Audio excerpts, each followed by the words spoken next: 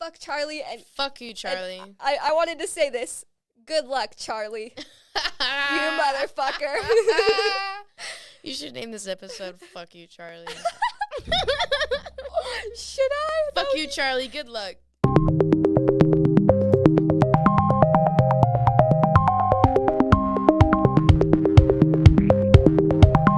Welcome back to Your Friends Podcast. I'm your host, Megan, and here's my lovely co-host, Liv. What's up? What's up? Happy 420, everyone. Today's 420, and you might have noticed Pablo isn't here. He actually got way too high, like beyond space. On Mars, on Jupiter, and he had to stay home, but he will be joining us for next week. And today we're going to get into some pretty interesting stuff. Let's get straight into it. All right, so hookup culture. Okay. We all know what it is. We've all been through it. Right. Or maybe not been through it because maybe some of us are scared of it. Or choose not to. And that's totally fine. Yeah, and that's okay. And we're going to talk about the positive and negative effects of hookup culture. And we're going to start with the positive effects. Now, do you have anything in mind when it comes to the positive effects of hooking up and having those casual hookups? So, positive effects, I think you can definitely figure out what you like and what you don't like, which is super important. And, you get to kind of, explore with different people, personalities. I wouldn't say moves, but certain things. You kind of get to figure out what you like and what you don't like and what you're okay with and kind of your boundaries. And you can also learn to appreciate your body more. Yeah. I completely agree with that, especially with sexual orientation. You can kind of figure out what you want sexually and what you're attracted to, what kind of people you're attracted to, what doesn't work for you. Right. And it definitely gives you that space to explore those things. I also think another positive effect is people who just got out of a really toxic relationship or a relationship that really traumatized them, then they're able to, be like, oh, I don't want to get into another relationship right away. That's scary. So they tend to, go for casual dating and casual hookups. So then they don't have that stress of a relationship because they got traumatized. Right. It can be very freeing. Exactly. It definitely can give you a space to where you don't have that stress of a relationship. And I don't know. Are there any more positive effects? I'm honestly so on the negative side of it. I don't want to be biased, but I do want to talk about the positive effects. Right. It does give you a lot of room to explore. It does. And it can tell you a lot about what you like, but also what you don't like. Yeah. Yeah. And that is extremely important. It can give you confidence. Yes. It can for sure give you confidence in what you're doing and how you're doing it. And I guess this sounds bad, but validation in some ways. I think that's a huge thing. Yeah. I think that's a pro and a con. Yes, because I think there's almost a misconception about casual hookups, it can empower women and all that. And I agree with that to a certain extent. Because while it can be empowering, I think it can also hurt you. Yeah. In the long run. Depending on the type of person you are. Can we just jump into the negative effects? That's about it, honestly. That's about it. I don't know. Oh, okay, so straight into it. STDs. STIs. That's the correct way of talking about them now is STIs. Really? Yeah. Yeah. Okay. I went to get tested, as everyone who is sexually active should get tested, and I mean that seriously. Eye contact. Thank you. Yeah, if you are sexually active, you need to get tested regularly because STIs are real, and they can be life-threatening. They can fuck up your life in so many different ways. Oh, yeah. But, yeah, I was just getting tested the other day, and not the other day, it was a couple months ago, but, yeah, and they kept referring it to them as STIs, and I was like, what about STDs? And they were like, well, STDs are diseases. It talks about them as diseases, and so we want to destigmatize them by referring to them as infections. Wow. Because they are infections, and that also, they used to say STDs and STIs, but now they refer to them all as STIs. So it kind of destigmatizes them because, you know, it is way more common than you think. Oh, yeah. You know, like, tons of people who are sexually active have had STIs, and there is no shame in them because it can happen to anyone. Anyone. The part that it is shameful is not getting tested. Completely. And not protecting yourself against things like that. You know, and like, and being loosey-goosey with it, because if you're going to be sexually active, you have to be responsible about it. Oh, completely. It's not your fault if you get STIs. Right. But it is your fault if you don't do anything about it. Yeah. And you don't let other people know. Like, that's huge. That is huge because, like, chlamydia, it can cause infertility. Yeah, and you won't know about it for months. For months. It is a silent STI. Mm-hmm. And, I mean, maybe I don't want to air this out, but I don't really care.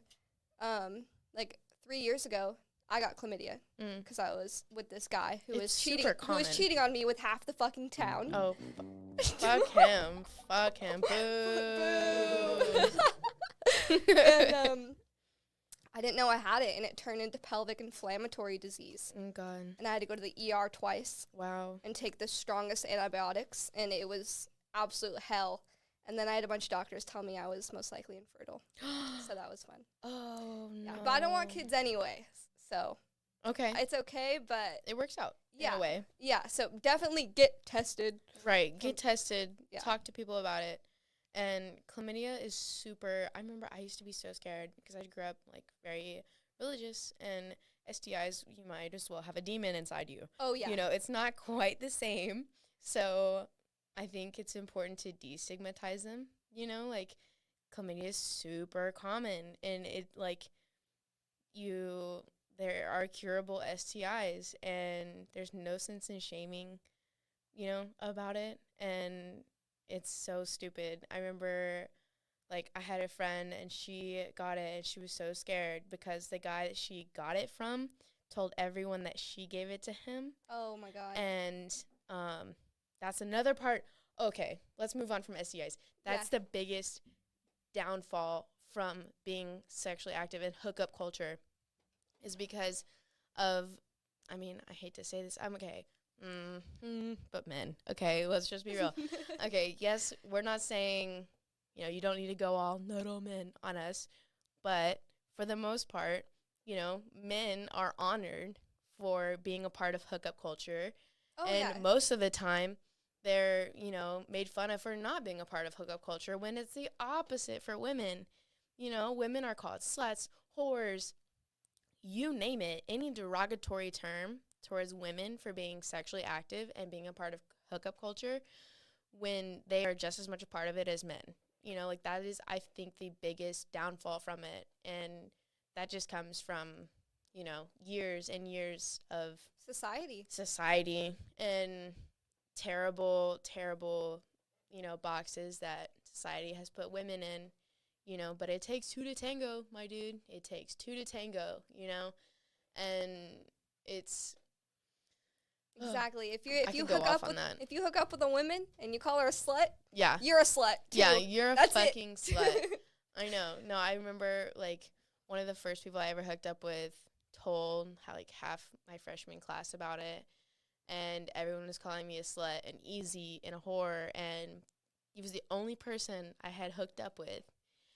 And he hooked up with 5, not 1, not 2, not 3, but 5 other girls. And I'm not shaming numbers either. I'm not shaming numbers. I'm just putting it in perspective to my one at the moment. And everyone's like, "Yeah, you go, Jacob. You go." You do not bleep out his name, because fuck you, Jacob. I'm leaving that in. Fuck you, Jacob. No, do not bleep out his name. Fuck you, Jacob, for doing this shit to me, because I got harassed and I got being called easy, and I got guys coming up to me thinking that I was easy, and when I denied them, they were like, what the fuck, man? I thought you were easy. God, you're such a whore. I'm like, No, yeah. how does that logic make sense? Yeah. Where? It absolutely makes no sense. I had a very similar situation. I didn't lose my virginity till the end of my senior year. Because most of the guys at my high school were just, most of them were just assholes. Yeah. Especially in my certain grade. And, but when I was a sophomore, this guy on the football team, he ended up sexually assaulting me. And he was so scared that I was going to speak out about it, that he spread a rumor that I was telling everyone that he me and that I came on to him and that I was a whore and I was a slut. So every day, my God, every day after that, he got the whole football team to bully me. They posted on their Snapchat stories memes of me, Drake and Josh when they say Megan, No. So yeah, so they screenshotted that meme and they all would post it on their Snapchat stories. And then at school, they would come up to me, call me a slut, call me a whore when I wasn't even sexually active, dog. I was 15. And even if I was, who the fuck cares, And I ended up missing 3 weeks of school, told everyone I had mono. Ended up failing 2 classes because of that. And yeah, it's very, it's a double standard and it's fucked up. 100%. It's fucked up. I'm sorry you had to go through that. That's truly awful. And there's so many other stories.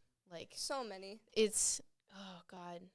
Oh. And I bet a lot of people out there can relate to that. Yeah. I think a lot of girls have been in that situation before. Yeah, 100%. And again, like, we're not saying all men do this. It's just, it's a big part. A big part, and our society encourages it. Yeah, no, for sure. And, but getting back to the negative effects of hookup culture, right? All that, I think another one would be the damages it has on a person's mental health and their self-worth. Yeah, totally. Like, let me ask you, did you used to be an active member of hookup culture? Yeah, so actually I definitely was a part of that for a long time, and I will openly admit that a big part of that was to get validation from who I was as a person and my body type, and that I was sexy and I wanted to feel like wanted, and it made me feel wanted, and it also made me feel, after I got fucked over by Jacob, I wanted to like fuck other people over. I was like, well, if you're getting attached, like, I'm not going to get attached. It gave me a sense of power, but ultimately, like, I'm still realizing, like, to this day, like, I stopped being a part of that, like, a good minute ago, and I am still, like, realizing there are still parts of that affecting me, and my sex life right now, and, like, it's horrifying to look back on and think, wow, that never did me any good. It never made me feel good. I just got the ick afterwards. Yes. It just made me feel awful, and I regret it, and, I never wanted to live with regrets, and I thought that was part of it. It was like, I'm not going to live with any regrets. I'm going to do whatever I want, but, like, no, that's not how it makes me feel in the end. When I got into a serious relationship, that it affected that relationship, and it was horrifying to me. Yeah. Absolutely horrifying. And if I could go back and undo that, I definitely would. Like,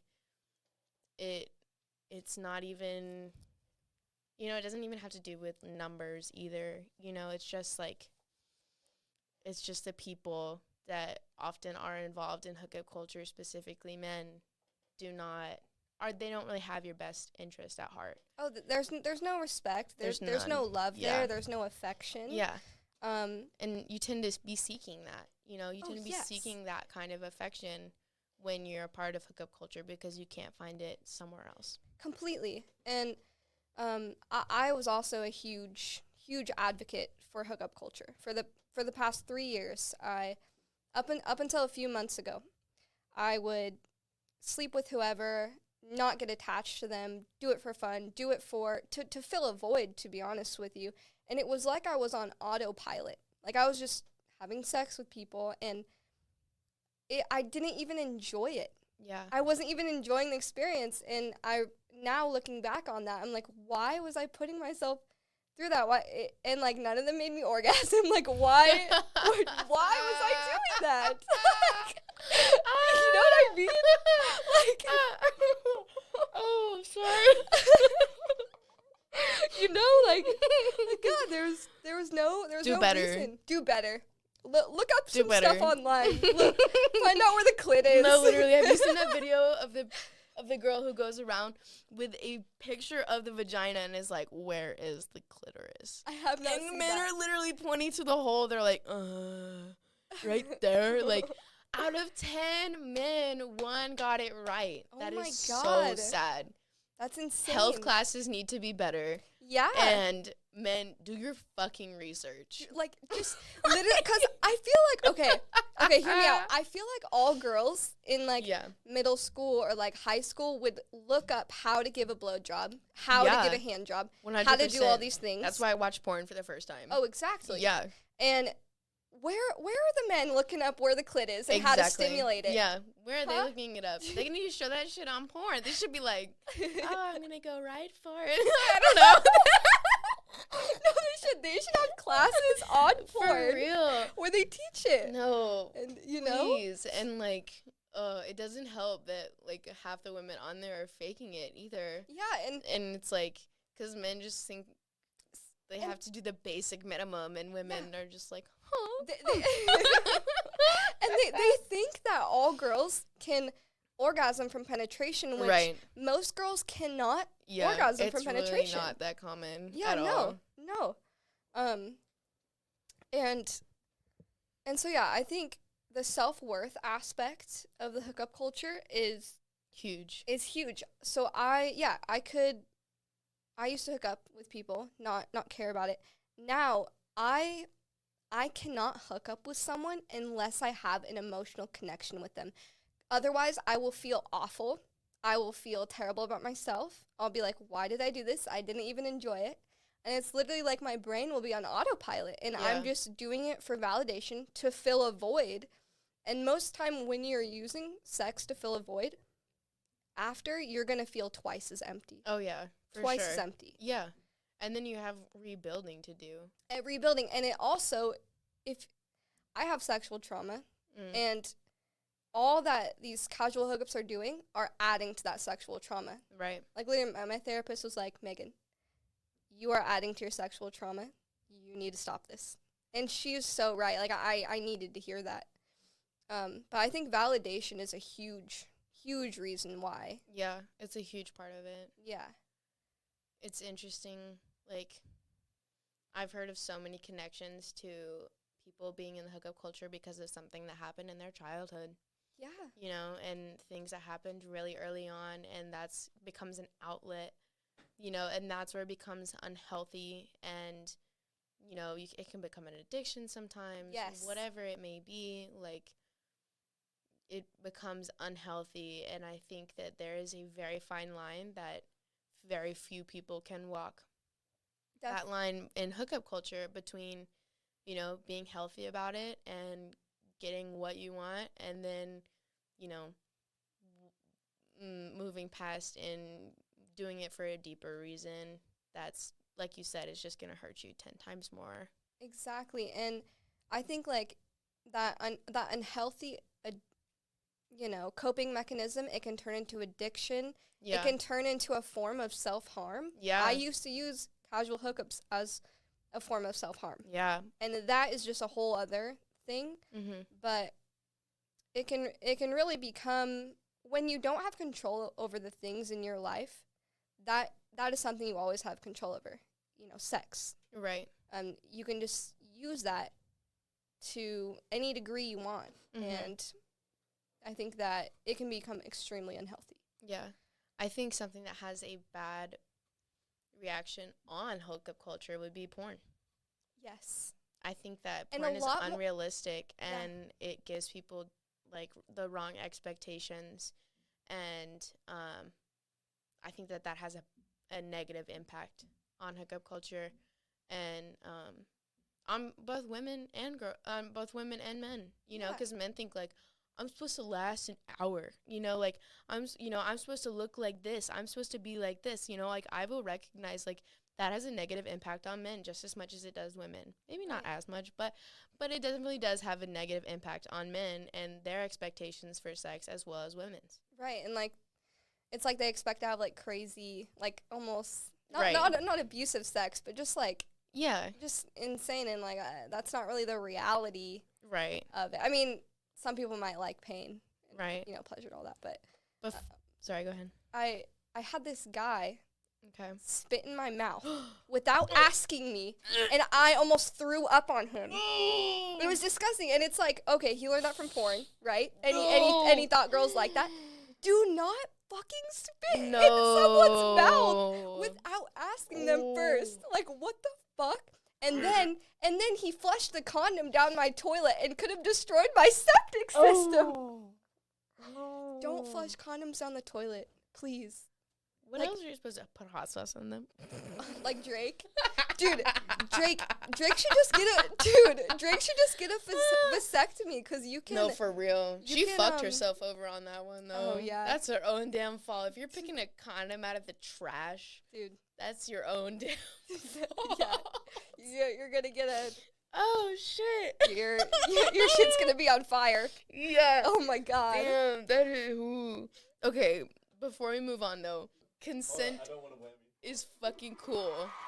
Yes. Yay! All right, Yeah. we get it, Liv. Consent is cool. Thank you. I just, like, clearly people, you know, like, people talk about it a lot, but there's still problems with it. Don't y'all forget. Yes. People, women are continuously being sexually assaulted and Yeah. then forget about consent on a daily basis. So, And just so we play devil's advocate, women need to give consent as well, because there are a number of guys, and like probably, you know, millions, whatever, thousands, millions of guys who are also getting, you know, sexually harassed. yeah. Oh, yeah. And so, you know, it just goes for everyone. For sure. Consent needs to be established. Yeah, That communication needs to 100%. be established. And I think, you know, setting boundaries before getting started is cool, too. Yeah. You know, like talking about what you like and what you don't like so things don't come up in the middle. Yes. And because sometimes, I will admit, sometimes consent, you're like, are you okay with this? Like, no. You know, I'm not even going to say it'll kill the mood. It depends on how you phrase it. Yeah, it definitely. Or if you like keep asking it. Right, yeah. Then it can get like annoying. That's why I think setting boundaries beforehand is a good idea. Right. So you're not killing the mood in the Right. middle of it. but, you know, being like, are you okay with this? Like, that's, okay. We Shush. we love a respectful king Right, we love a respectful king and queen. and queen. Yep. So, yeah, before we move on, you guys, just remember consent is cool. Thank Yes. you.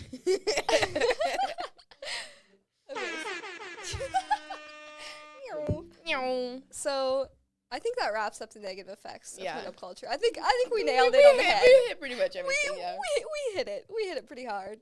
But that being said, if you are able to have casual hookups with people and not get attached to people, then you do you. By all means, have your fun, and you know, I respect that. I just think everyone's different, and it's good to look at the whole picture. Right. And find your boundaries. Yeah.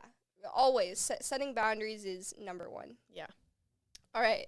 Now, should we talk about bad trips first, or how the world? How do we think? I really the world? want to talk about how the world ends because I Okay. have so many theories. Okay, so let's give a shout out AJ Cam. Shout out AJ. Shout out AJ. Don't know who you are, but shout out AJ. He's cool. He gave us this question of, how do you think the world will end? Give your legitimate predictions. And that is a huge question, first of all. Yeah. And, you know, it could go into, there's a lot of different ways the world can end, right? Yeah. You know, the most basic ones are like super volcanoes, climate change, us destroying ecosystems, asteroids, natural disasters, Right. all of those things. Nuclear war, it's probably the biggest, especially right now. But for me personally, I think that the world is going to end from artificial intelligence taking over. Dun, dun, dun. Dun, dun, dun. Yeah. I mean, Elon Musk talks about it all the Yeah. time, you know? It's already here, guys. It's Yeah. already here. Don't think it's coming. It's already here. They're just building onto it. Oh, completely. Yeah. And I think my main argument for that is, let's say a self-driving car, right? They already have those. They already have those. Yeah. Let's say it's like a super car, right? And it's like completely robotic, and you can like talk to it and whatever. And you tell the car, you say, drive me to the airport as fast as you can. I'm running late for my flight. Obviously, you don't literally mean drive me as fast as you can. Right. Artificial intelligence, they don't know that. Right. I think the whole one danger of it is they will do exactly what you tell them to do, because they don't know that you're over exaggerating, that, you know, it's a hyperbole. Right. Like they're not aware of that. So that self-driving car will drive you to the airport, and going through traffic, Right. you're probably covered in throw up, but you'll get to the airport as fast as possible. Yeah. Because they will do it literally what you tell them to do. And I think that's the scary part. Let's say we build artificial intelligence and ask them to help us save the world. What do you think they're going to do? Ooh, save Because themselves. They're going to, I think what the conclusion they would come to is humans destroyed the planet, right? Yep. And we keep destroying it. So I think the only conclusion they could come to is to Mass genocide. Eradicate all the humans. That's the only way to save the planet. Yeah. And just things like that can get very out of hand. God help them hand. if God help us if AI ever gets a hold of one of those AI movies, and they're like, oh, actually, that looks kind of legit. Like, maybe the humans are really scared of me. Let me protect myself. Yeah.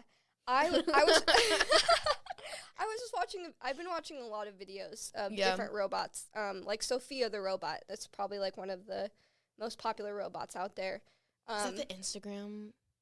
No, that's a different one. Okay. But I know what you're talking about. Okay. And then there's this other robot. I forget her name, but they were interviewing her, and she was talking about how she they asked her a question that didn't even relate to like taking over humanity or anything like that. And then she starts talking about how she wants to, if she ever got control of a nuclear missile or something like that, that she would want to eradicate all humans. It's like, dude, that should be a warning sign enough. Where's the off switch? No, yeah, where's the off switch? And Elon Musk, he's tweeted dozens and dozens of times over people who are making artificial intelligence, they need to be more aware of the negative outcomes and all that. And he definitely highlighted that people who are making artificial intelligence, they need to take more safety precautions. Oh, yeah, and 100%. This is not something to fuck around with and have fun with and be like, I wonder if I can create AI. I wonder if I can create a dancing robot. Right, they're going to try and do anything they can to create it and then not put those precautions on it just to see if they can do it. Yeah. Without those precautions, and suddenly that's going to hit them in the head. Exactly. Real quick. And have you heard of Neuralink?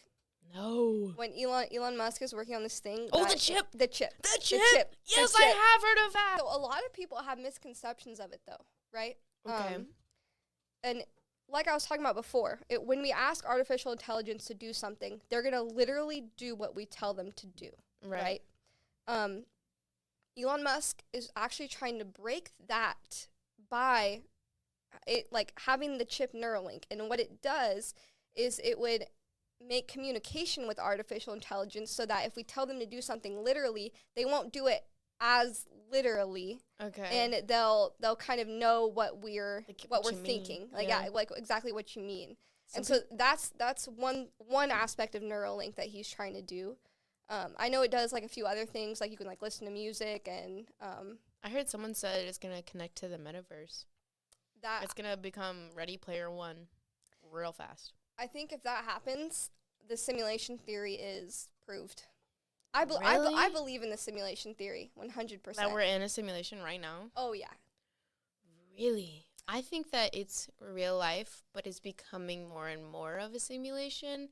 almost getting us ready to be in a simulation, because things that happen and, like, everyone has their own story, that kind of thing, like, that seems a little too real to me, you know? Yeah. So I feel like, but there are, like, really weird things that happen that make me feel like we're in a simulation. So it's like, I think we're getting ready to be in a simulation. I mean, you're completely right, and that's so. I kind of cheated in high school. I wrote a 9-page essay on the simulation theory, and then in college I did a speech on the simulation theory. Whoa! And so I'm obsessed with this theory. I didn't know this about you. I am obsessed. Fascinating. It's so fascinating to me. Welcome back. We did not take a smoke break because I can't smoke, even though it's 4:20, which is very sad. R.I.P. But back to the simulation theory a little bit, and this could be talked about in a whole video, but just to wrap it up in as few words as possible, basically, Elon Musk's version of the simulation theory is that, so 40 years ago we had Pong, right, which is just two rectangles and a circle, and like that was like the first video game that we ever had. And now 40 years later, we have video games that are almost indistinguishable from reality. And given any rate of improvement, it's almost inevitable that we will have video games that are absolutely indistinguishable from virtual reality. We already have like VR, like Oculus, like, you know, all that stuff. And Elon Musk even said that there's 1 in a billionth chance that we're actually in based reality and not in a simulation. And that the only way that we're not in a simulation is if something were to happen, like a nuclear war or a big event that would wipe out all humanity to where we never get to that technology. But otherwise, he 100% thinks that we are. And yeah, that's kind of like the basis of it. But there's a lot more into it, but mind blown. Yeah. Can I talk about nuclear war? Yes. Okay, so actually I was terrified when I first heard about the possibility of nuclear war and how all of the big, bad, powerful people of the world have nuclear weapons.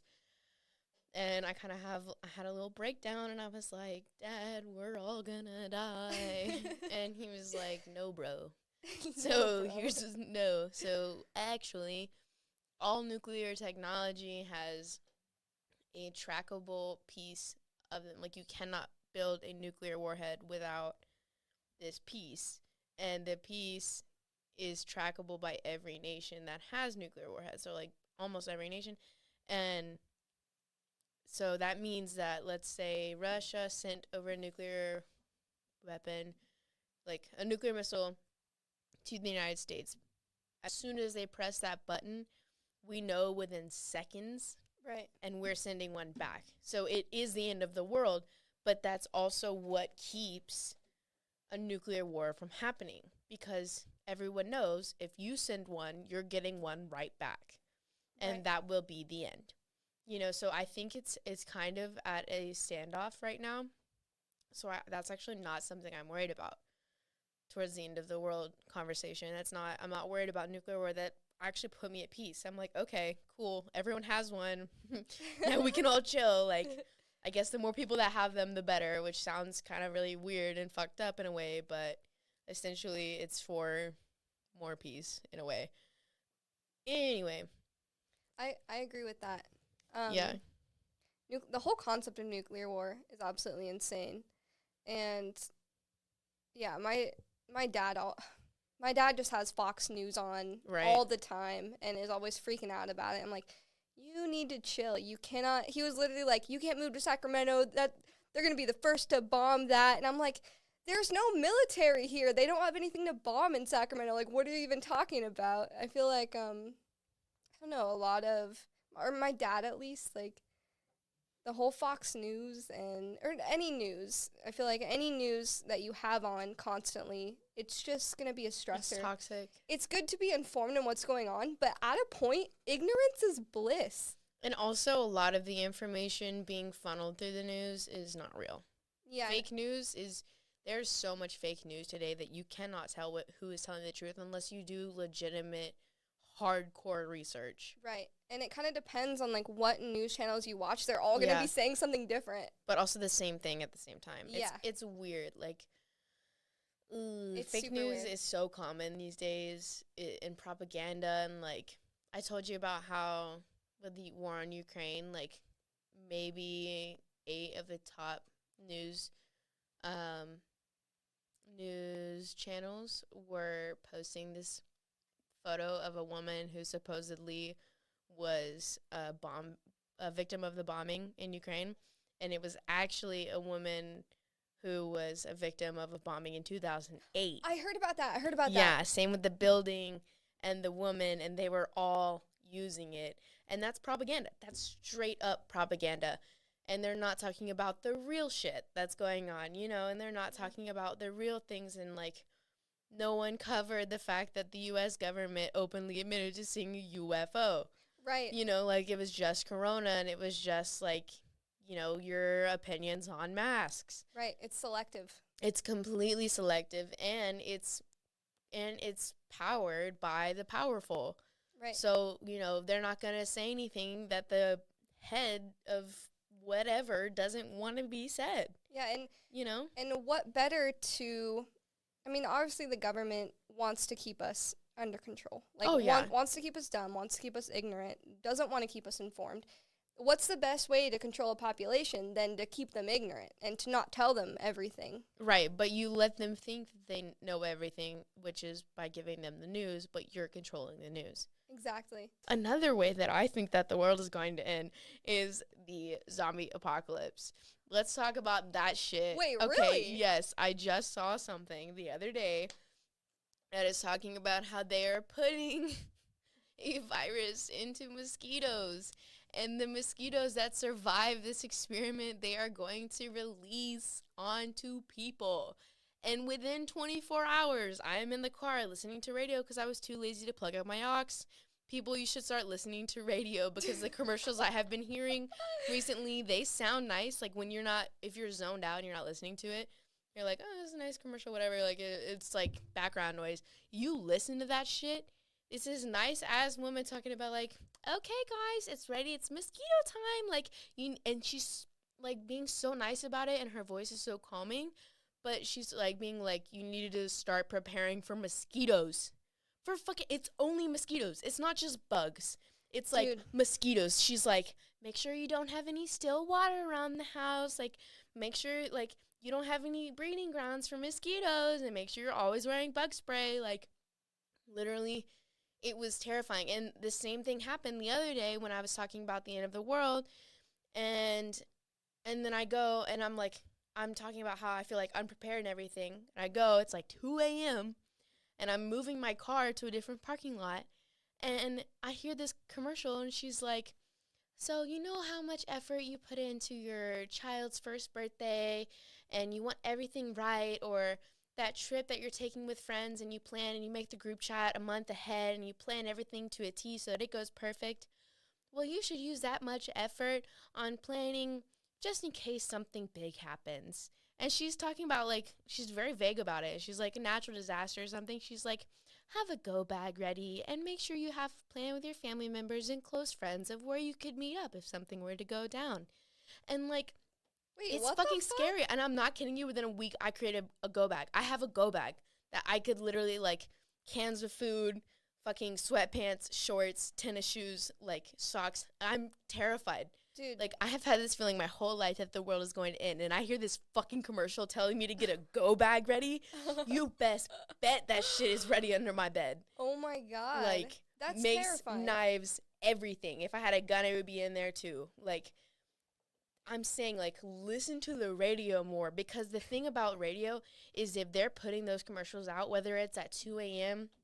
or 3 o'clock, it doesn't matter. But if they're putting out those commercials, and even though they sound nice, so you may zone them out at first, or they sound like a regular advertisement, you may zone them out. People who put those out are still off the hook. If anything happens, no one can say, well, you didn't warn us. You're like, actually, we did. We put them all over the radio, but no one listens to the radio anymore. Sense. No one listens to it. But if they put those commercials out there and they sound nice to not freak people out and to not have people question. They're just like, oh, okay, I guess I should have a go bag ready. That does make sense. Oh, I guess I should protect against mosquitoes. You know, like, they're not going to question why when it sounds so calm and, like, and logical, you know? Right. but that's not a normal commercial. Yeah. They're not advertising anything specific. Yeah, when you were talking about that, I'm like, wait, what? No, that's what I'm saying. Like, he was in the car with me the other day, and we're both like, what the fuck is this commercial? They're literally advertising to protect yourself against mosquitoes. Not one specific brand, not one specific company, nothing. Just protect yourself against mosquitoes.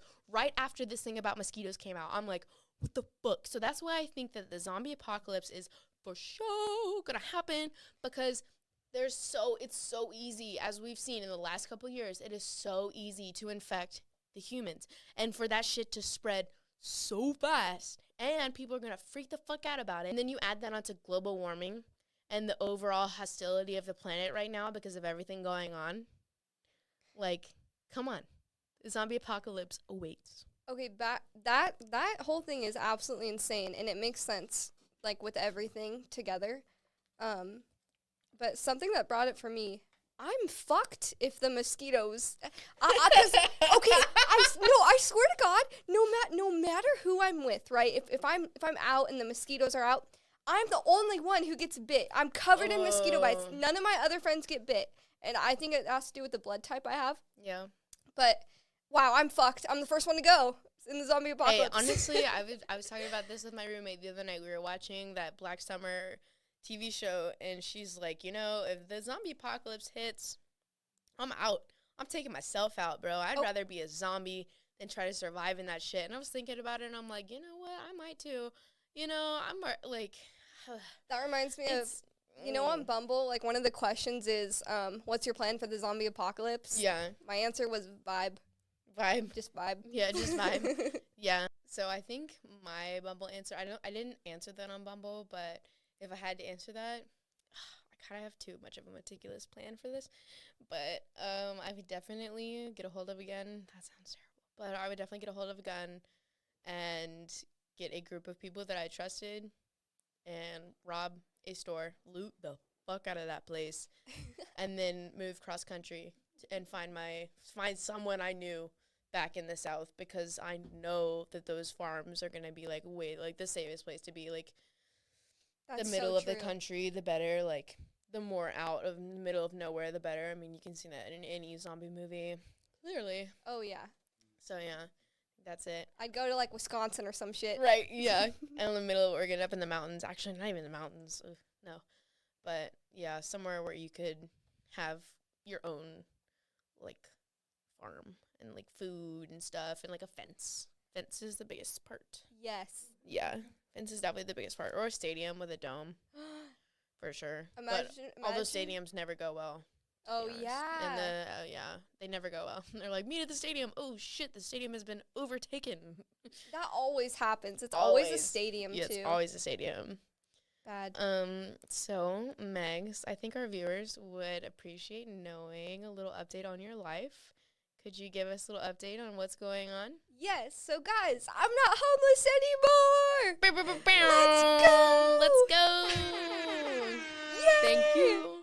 So, as everyone knows, I was living in my car for 3.5 months in Sacramento while the Sacramento serial killer was running amok. And as of 3 weeks ago, I moved into a new place. Whoop. And I finally saved up enough to move in with some roommates in a house. And I have like 4 or 5 roommates, and they're all pretty chill. And I got my own room, and I can't afford a bed yet, so I don't have a bed, but I have a mini fridge, and That's very exciting. it's so, I'm so thankful. Like, I do not care that I'm sleeping on an air mattress, because it's better than my car. Like, Fuck yeah. I'm just thankful for what I have, and yeah, I'm safe now. Megs, and I'm so happy for you. Thank I'm you. so incredibly happy for you. I thought not saying like I'm not super thankful, but I thought moving into a new place would solve all my problems. It doesn't solve all my problems, but it did solve my biggest problem of homelessness. But a new problem is I was having a really hard time with, like, the first 5 nights I was there, I wouldn't get up to use the bathroom. Like, I would hold in my pee all night because I was so scared of taking up space. And, like, running into my roommates, like, saying something that they didn't like, or when all of that's just in my head. And it stems from, childhood trauma of, like, it was instilled of me to not take up space, you know. Right. If I came out of my room while I was living at my mom's house, her boyfriend would yell at me, my mom would do something to me, and it was instilled in me to stay in my room, not take up space. And in my car, I didn't have to deal with that. And it was very freeing feeling. But the every day that goes by, I'm learning to take up more space and, like, be more comfortable. Like, no, I can use the bathroom. Like, no one's going to beat me for using the bathroom. Like, it's okay. It's your house now. It's your house just as much as it is theirs. Exactly. And I even, like, had conversations with my roommates about it, and that communication made me feel a lot better. But yeah, other than that, it's been really good. I'm super happy. I'm so happy for you. Thank you. And I'm sure everyone hearing is as well. Yay. I know I was really worried about you, and I'm really happy that you're in a really good place now. Thank you. And it's only up from here. It's only up from here. We're going up. You're coming yeah. with me. Hell yeah, girl. Hell yeah. All right, so do you want to talk about bad trip, or do you want to talk about the ignorance? Oh, no, let's talk about the bad trip. Okay. So we had a very good question, and someone said, what does it feel like to have a bad trip, and what do you think it stems from? What do you think causes a bad trip? And specifically, we're going to be talking about bad trips from hallucinogens. Yeah. And so do you have anything that brings that up for you? For sure. I think one of the biggest things about having a bad trip is being in the right mindset when you're going into the trip, because like, everything can go right. I mean, a lot of the time, to me, an obvious factor would be something terribly wrong going on, you know, like something unexpected.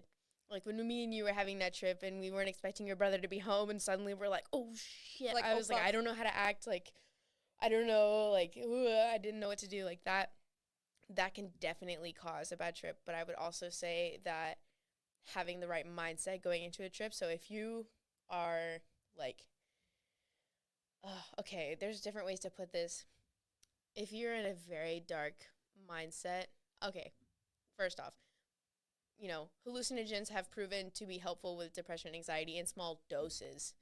I think if you are in a really bad mindset and you take a lot of hallucinogens, you know, like, that can be very damaging for you. Everything can go right, but your mind will go wrong. Your mind is like, holy shit, we weren't ready for this. What the fuck are we doing?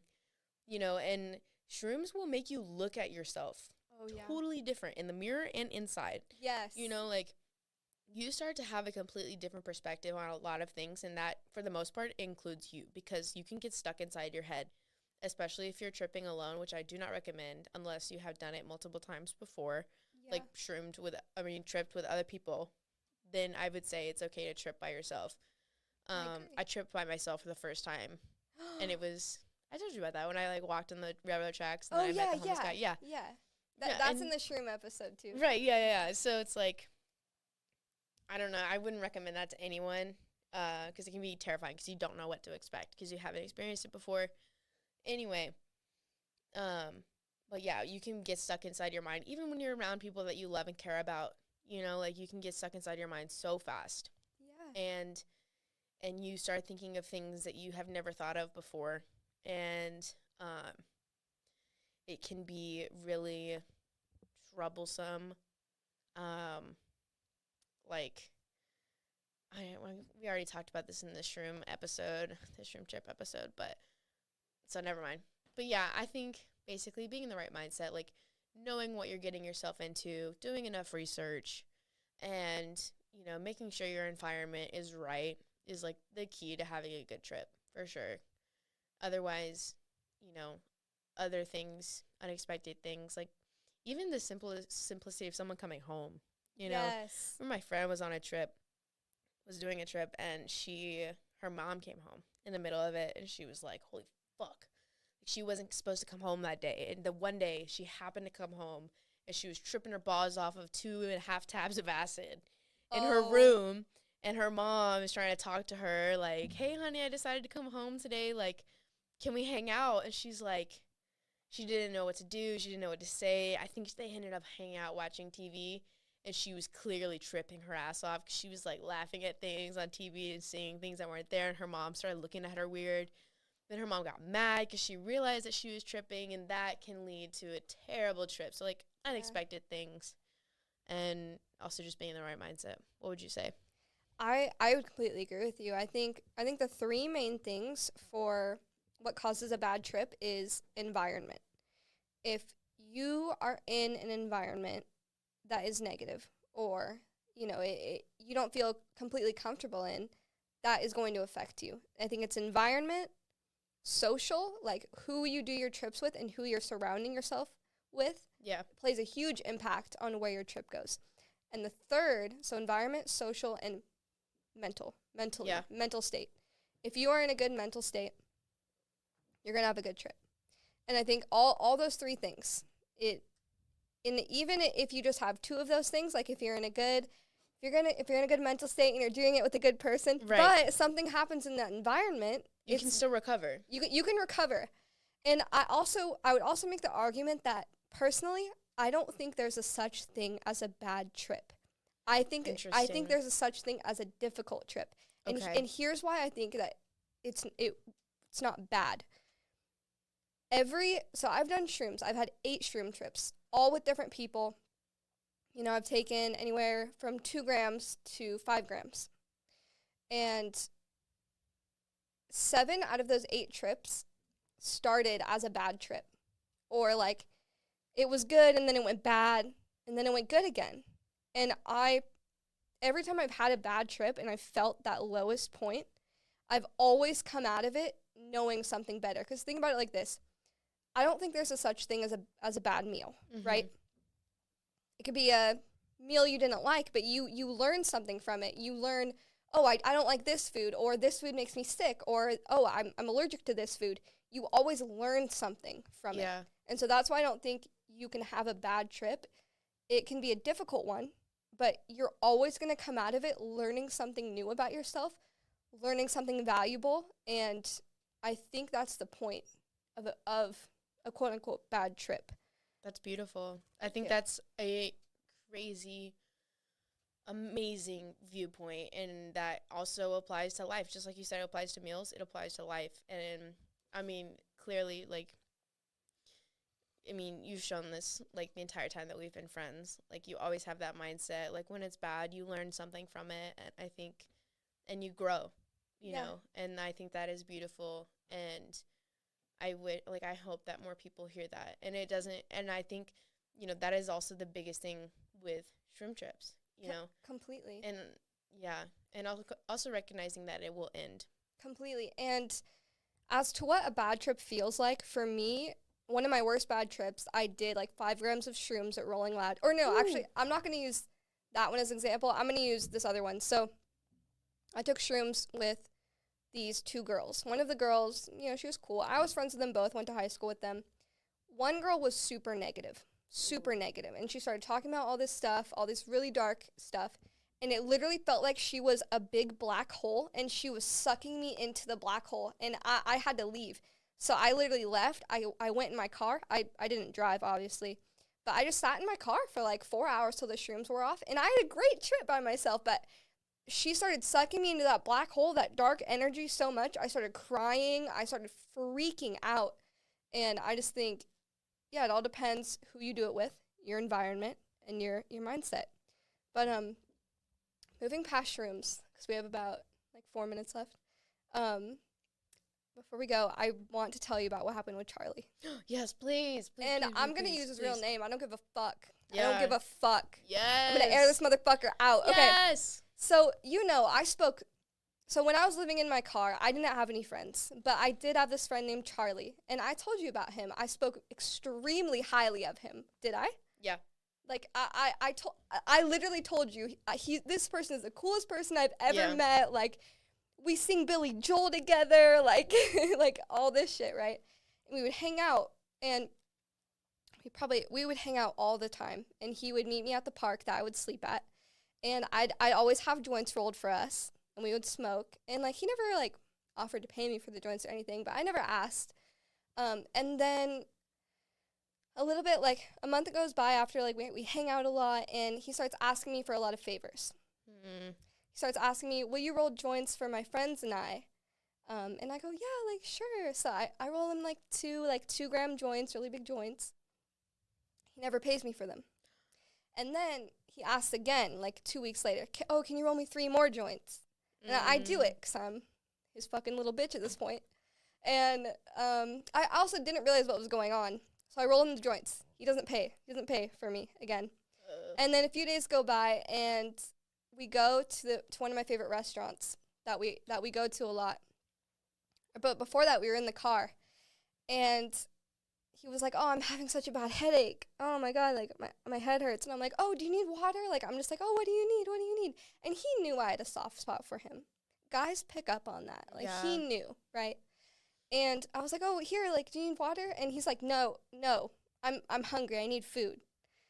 And I was like, oh, that was a weird response. But then I was like, oh, like, okay, do you want to go get something to eat? And he was like, yeah, but I don't have any money. I can't spend money.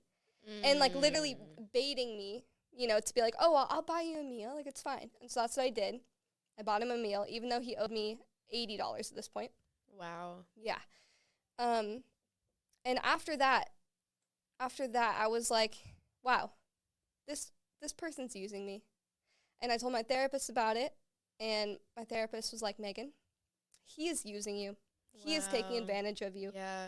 And I just want to say, if you think someone is taking advantage of you, don't ignore that gut feeling, because most of the time, they are. And I had this gut feeling from the first moment we hung out, but I would always be like, no, Charlie's so cool. He would never do that to me. No, Char-leech. He's a Char-leech. A leech. Oh, shit. Yeah.